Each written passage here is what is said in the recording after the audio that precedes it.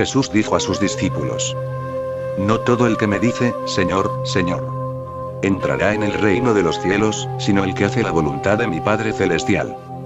Muchos me dirán aquel día: Señor, profetizamos en tu nombre, y en tu nombre expulsamos demonios, y en tu nombre hicimos muchos milagros. Y entonces les declararé: Nunca os conocí, apartaos de mí, agentes de maldad. El que escucha estas palabras mías y las cumple, es como el sabio que edifica su casa sobre piedra. Cae la lluvia, vienen los torrentes, soplan los vientos, y se echan sobre esa casa, pero no cae, porque está cimentada sobre roca. Y el que escucha estas palabras mías y no las cumple, es como el necio, que edifica su casa sobre arena. Cae la lluvia, vienen los torrentes, soplan los vientos, y se echan sobre esa casa, y cae y es grande su ruina. Ahora bien, profundicemos en estos dichos de Jesús. La primera parte. No todo el que me dice, Señor, Señor, entrará en el reino de los cielos. Jesús sencillamente está diciendo, la oración es necesaria pero no es suficiente. Tiene que ser apoyada por el trabajo. No por alabarme, dice Jesús, entrarás en el reino de los cielos. No solo por alabar a Dios. Las adulaciones no sirven. La gente sigue alabando a Dios en la esperanza de que funcionará. Solo servirá de ayuda el trabajo, el esfuerzo consciente, el duro esfuerzo, nada más puede ayudar.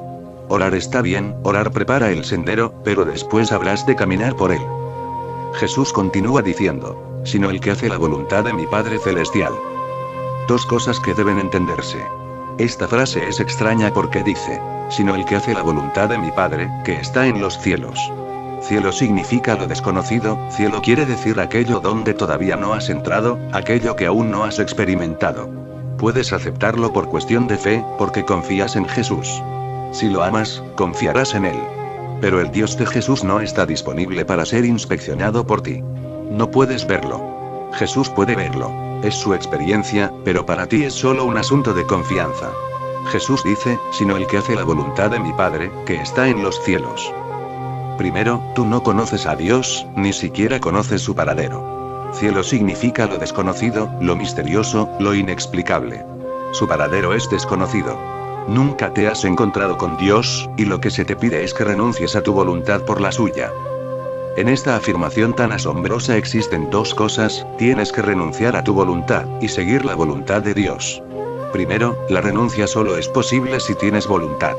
Normalmente la gente piensa que quien tiene voluntad no es capaz de rendirse. Piensan que renuncian los débiles, los que no tienen una voluntad muy fuerte. Esto no es así.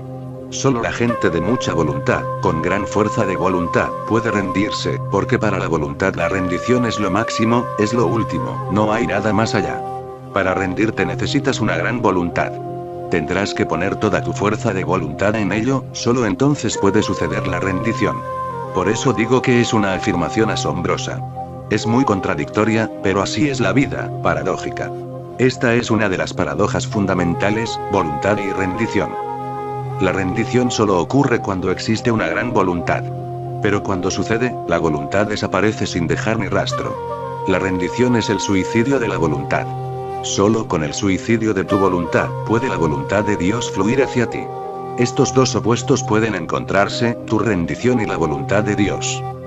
Rendición significa receptividad. Cuando eres receptivo, totalmente receptivo, Dios puede descender sobre ti. No puedes decir: primero tengo que encontrar a Dios y después me rendiré, porque no puedes encontrarlo, no hay manera. La única forma de encontrarlo es rendirse, solo después de la rendición Él viene. Solo puedes conocerlo después de rendirte, no antes. Esto es pedir lo imposible. Pero la religión pide lo imposible, y han existido unas cuantas personas que han sido capaces de hacerlo. Aquellos que han logrado hacer lo imposible, han conseguido lo imposible. Así es como funciona, no puede ser de otra manera. No puedes obtener una muestra de la experiencia de Dios, y decidir después si lo compras o no. No puedes echarle un vistazo, no está disponible en los escaparates. Primero tienes que rendirte, y tienes que hacerlo en la oscuridad, en la absoluta ignorancia. Sin pruebas, sin argumentos que te ayuden. Es necesario un gran coraje, un coraje temerario. Por eso digo que los religiosos son las personas con más coraje del mundo. Los que caminan por la luna no son nada. Sí, corren un gran riesgo, pero no es nada comparado con la religión. La propia petición es imposible. Primero te rindes, y después llegas a saber. Pero ¿cómo rendirse primero? ¿Cómo saber cuál es la voluntad de Dios? La única manera de conocer la voluntad de Dios es renunciar a la tuya. Primero te apartas tú, te quitas de en medio, simplemente desapareces. Con tu desaparición, aparece Dios. Tu ausencia es su presencia. Cuando te vacías en cuanto a ti se refiere, te llenas con su presencia. Él solo viene cuando tú no estás. Y entonces ocurre la gran transformación, el encuentro de la gota con el océano, el encuentro de la parte con el todo. Y se produce un gran júbilo. Una y otra vez Jesús les dice a sus discípulos: regocijaos. ¿De qué está hablando? ¿Por qué sigue diciendo regocijaos? Celebrad. Estad contentos. Porque les está acercando cada vez más a la última revolución donde se rendirán y Dios se hará cargo de ellos. Cada paso es regocijo, una celebración, porque cada paso dado hacia Dios te lleva hacia tu realización. Solo puedes sentirte realizado cuando Dios reside dentro de ti, de otra forma estás vacío, hueco, relleno de paja y nada más. Solo cuando Él venga tendrá tu templo una deidad. Él puede realizarte siendo un huésped en tu ser. Jesús prosigue. Muchos me dirán aquel día: Señor, profetizamos en tu nombre, y en tu nombre expulsamos demonios, y en tu nombre hicimos muchos milagros. Y entonces les declararé: nunca os conocí, apartaos de mí, agentes de maldad. Ahora bien, esto se tiene que entender. Jesús dice, en ese momento, en ese espacio, muchos querrán decirme: he estado haciendo milagros en tu nombre. Hay muchos en el mundo que están curando en nombre de Cristo, que sirven a la gente en nombre de Cristo, que están convirtiendo a la gente en nombre de Cristo, y haciendo 1001 cosas buenas en nombre de Cristo. Pero en el fondo, si te fijas, el nombre de Cristo no es más que una etiqueta. En lo profundo, está el ego. Una mujer se acercó a Jesús, y tocándole la túnica quedó curada. La mujer estaba muy agradecida. Cayó a sus pies dándole gracias de corazón. Y Jesús le dijo: no me lo agradezcas. No he hecho nada. Ha sido tu fe lo que te ha curado. Si quieres agradecerlo, se lo debes a Dios. Yo no soy nadie, solo soy un pasaje, un instrumental. Olvídate de mí. Ha sido tu fe y la presencia de Dios lo que te ha curado. Yo solo he estado allí de enlace, un puente. Cuando cruzas un río no se lo agradeces al puente. Ni siquiera te acuerdas, no te fijas en el puente. Jesús dice: solo soy un puente, un vehículo. Detrás de todos sus milagros está el ego. Están reclamando. Su exigencia viene del ego, el demandante siempre es el ego. Si tú no estás allí, si no hay un ego, no puedes reclamar. Estarás en silencio en ese momento. No empezarás a alardear, que he hecho esto, he hecho aquello. Jesús solamente conoce a aquellos que están en absoluto silencio, que no tienen reclamaciones. Jesús únicamente conoce a aquellos que han desaparecido por completo, que solo son vehículos de Dios, que no pueden reclamar, porque no son. Jesús utiliza la palabra iniquidad. Significa maldad, perversidad, injusticia grande. Siempre es Dios quien hace milagros a través de ti, y si reclamas, es una tremenda injusticia. Míralo, obsérvalo, medita sobre ello. Si ves a un hombre hundiéndose en el río, sales corriendo y te tiras al agua para salvarlo. De vuelta en la orilla empiezas a alardear: he salvado a este hombre, ¿es eso verdad? Cuando el hombre se estaba hundiendo y tú estabas en la orilla, ¿pensaste en ello? ¿Acaso pensaste: ese hombre se está hundiendo, tengo que salvarle? Si no lo hago yo, ¿quién va a hacerlo? Oh, salvar es una buena acción, es justo, virtuoso, y todo eso. No. En ese momento fuiste poseído por Dios. No pensaste en nada de ello. Sencillamente saltaste al agua, no fuiste tú quien lo hizo Dios a través de ti. Pero más tarde, de vuelta en la orilla, empiezas a alardear: he salvado a este hombre. Esto es injusticia. Una tremenda injusticia. Jesús dice que es una perversidad. Algo que Dios ha hecho a través de ti, y tú lo reclamas como gloria de tu ego. Lo reclamas para adornar tu ego. Recuerda, cuando algo bueno sucede, es a través de Dios. Bueno es lo que sucede a través de Dios. Y malo es lo que ocurre a través de ti. Esto es comprensión religiosa. Una persona que es religiosa no puede reclamar ninguna virtud. Sí, puede arrepentirse de todos sus pecados, pero no puede demandar ninguna virtud. Podrá llorar y decir: he hecho esto y aquello mal. Pero ni por un simple momento se le pasará por la cabeza pensar: mira, también he hecho esto otro que está bien. Esto no cabe en una mente religiosa. La mente religiosa sabe cuando algo va mal, dice. He debido interponerme en el camino de Dios. He debido interpretarlo mal, he debido desviar la energía, desvirtuarla. Y cuando algo sale bien, ¿quién soy yo? Eso demuestra que no lo he distorsionado, eso es todo. Cuando al mirarte en un espejo ves tu imagen perfectamente reflejada en él, no hay nada de especial en ello. Así es como debe ser. Pero si ves tu cara distorsionada, algo está fallando con el espejo, las cosas no son como debieran. Buenas son las cosas que ocurren a través de Dios, y malas son las que pasan a través del ego. Por lo tanto, cuando el ego reclama lo que está bien, entonces deja de ser bueno y pasa a ser malo también. Demandar no está bien. Buda, cuando se iluminó, volvió a su casa después de 12 años. Naturalmente, su padre estaba muy enfadado. El padre era ya un anciano y su único hijo lo había abandonado. Estaba realmente enfermo, viejo y tenía que cargar con toda la responsabilidad del reino. Cuando estaba pensando que su hijo se haría cargo, este se escapó. Se marchó sin decir nada. Sencillamente desapareció una noche. El padre se enfadó. El primer encuentro entre padre e hijo se produjo en la gran puerta de la ciudad, y el padre dijo: Hijo, aunque estoy enfadado, voy a perdonarte. Vuelve a casa y olvida toda esta necedad. A lo que Buda contestó: Señor, ¿me mirarás sin prejuicios? No soy el mismo que se escapó de palacio. No soy tu hijo. El padre empezó a reírse y dijo: ¿A quién estás tomando el pelo? No eres mi hijo. ¿Es que no voy a reconocerte? ¿No puedo ver mi propia sangre? Yo te he dado el nacimiento. ¿Qué estás diciendo? ¿Que no eres la misma persona? Y Buda contestó: Señor, no te ofendas. He venido por medio de ti, pero tú no me has dado el nacimiento.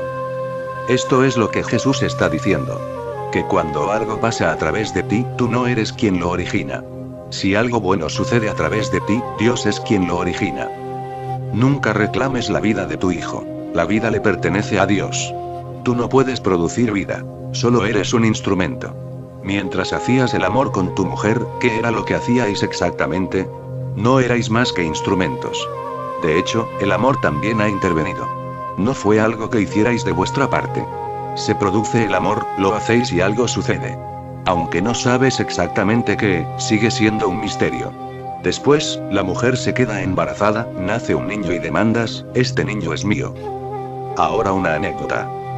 Un día un hombre vio a su vecino golpeando a su hijo, salió corriendo, entró en su casa y le dijo: ¿Qué estás haciendo? Voy a llamar a la policía.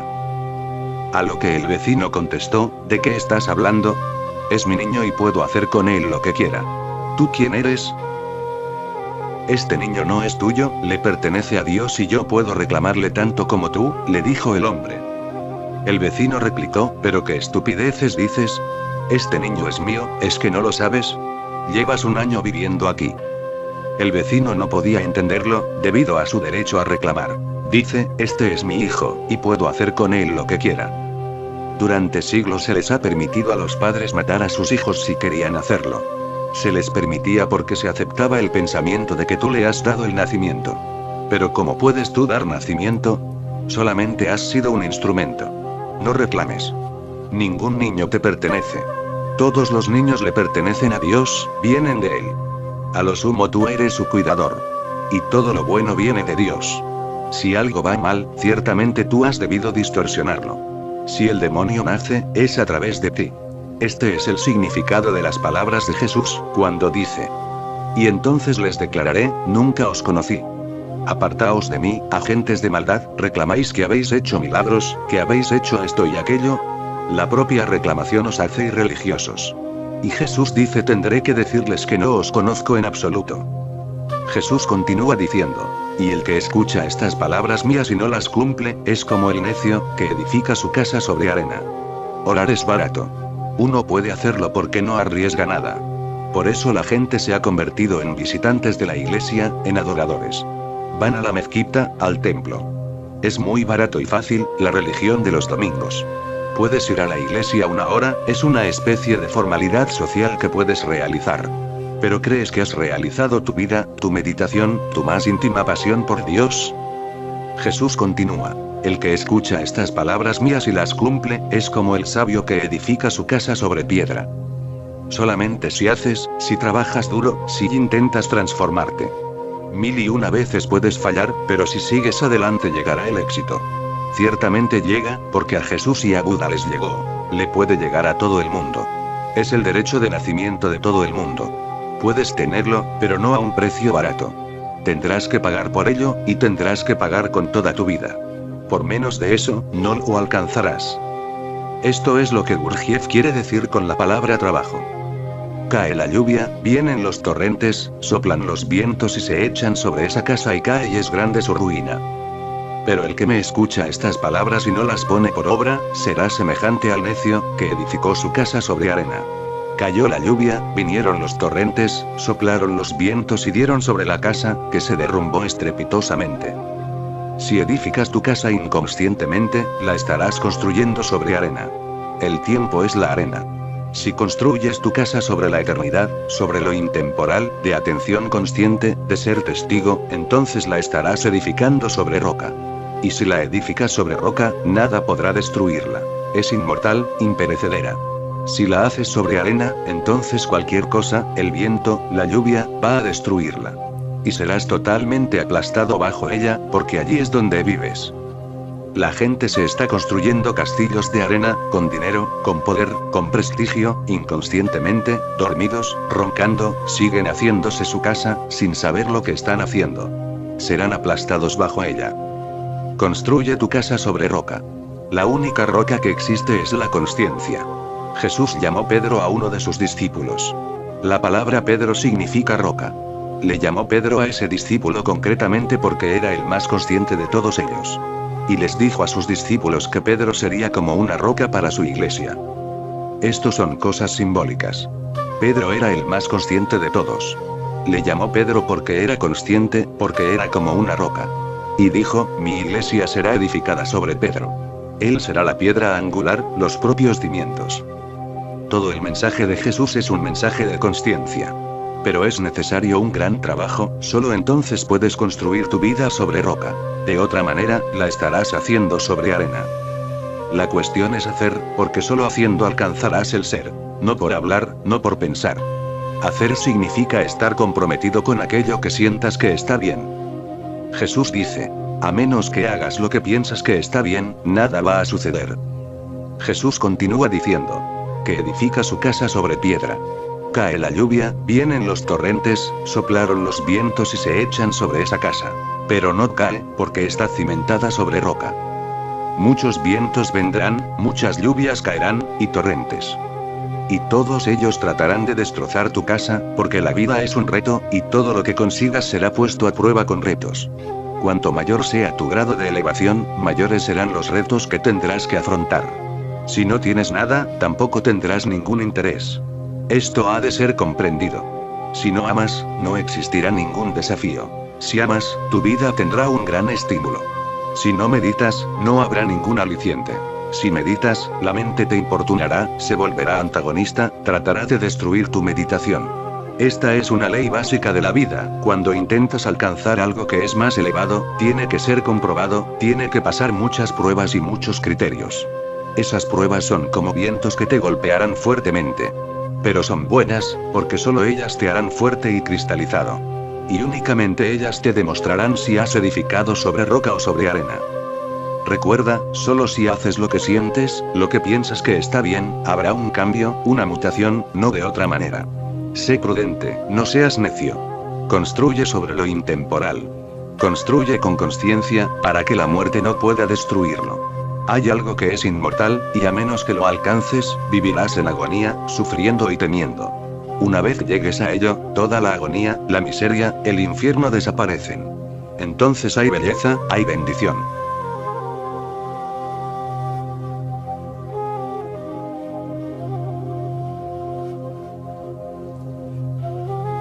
Puede ayudar. Orar está bien, orar prepara el sendero, pero después habrás de caminar por él. Jesús continúa diciendo, sino el que hace la voluntad de mi Padre Celestial. Dos cosas que deben entenderse. Esta frase es extraña porque dice, sino el que hace la voluntad de mi Padre, que está en los cielos.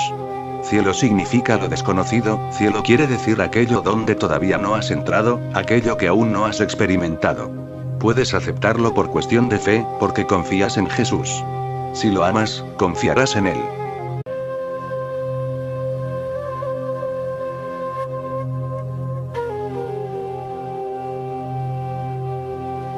Jesús dijo a sus discípulos: No todo el que me dice, Señor, Señor, entrará en el reino de los cielos, sino el que hace la voluntad de mi Padre Celestial.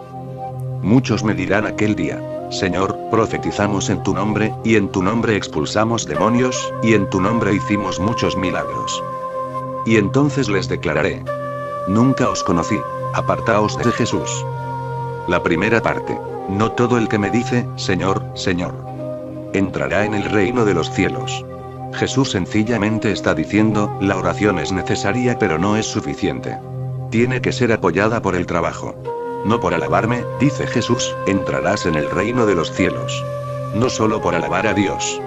Las adulaciones no sirven. La gente sigue alabando a Dios en la esperanza de que funcionará. Solo servirá de ayuda el trabajo, el esfuerzo consciente, el duro esfuerzo, nada maní, agentes de maldad.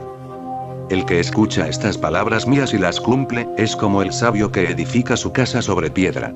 Cae la lluvia, vienen los torrentes, soplan los vientos, y se echan sobre esa casa, pero no cae, porque está cimentada sobre roca. Y el que escucha estas palabras mías y no las cumple, es como el necio, que edifica su casa sobre arena. Cae la lluvia, vienen los torrentes, soplan los vientos, y se echan sobre esa casa, y cae y es grande su ruina. Ahora bien, profundicemos en estos dichos, pero el Dios de Jesús no está disponible para ser inspeccionado por ti. No puedes verlo. Jesús puede verlo. Es su experiencia, pero para ti es solo un asunto de confianza. Jesús dice, sino el que hace la voluntad de mi Padre, que está en los cielos. Primero, tú no conoces a Dios, ni siquiera conoces su paradero. Cielo significa lo desconocido, lo misterioso, lo inexplicable. Su paradero es desconocido. Nunca te has encontrado con Dios, y lo que se te pide es que renuncies a tu voluntad por la suya. En esta afirmación